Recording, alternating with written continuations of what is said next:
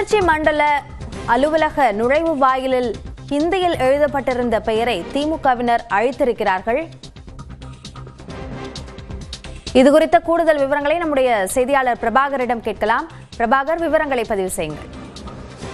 கண்டிப்பா வினயா. அதாவது திருச்சி ஜங்ஷன் ரயில் நிலையம் அருகே திருச்சி மண்டல ரயில்வே அலுவலகமானது செயல்பட்டு வருகிறது. அந்த அலுவலகத்தின் இந்த நுழைவாயில் சமீபத்தில் புதுப்பிக்கப்பட்டது. இந்த புதுப்பிக்கப்பட்ட இந்த நுழைவாயில் கர்தவ் யத்வார் என ஹிந்தியில எழுதப்பட்டுள்ளது. இதற்கு முதலமைச்சர் உள்ளிட்ட பல்வேறு தரப்பினர் கண்டனம் தெரிவித்து வருகின்றனர்.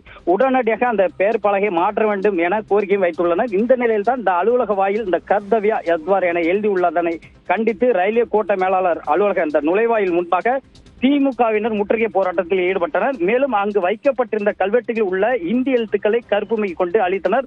இதனால் அந்த பகுதியில் சிறிது நேரம் பரபரப்பு ஏற்பட்டது.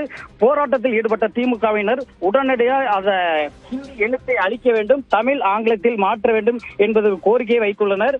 ரயில்வே நிர்வாகம் சார்பாக அதை நாளைக்குள் இந்த மாற்றுவதாக ஒரு உத்தரவாதத்தை தெரிவித்துள்ளார்கள். அதனை கொண்டு அந்த கல்வெட்டில் இந்த மையை அளித்ததன் தொடர்பாக இந்த பகுதியில் பரபரப்பு ஏற்பட்டுள்ளது. அபிநயா,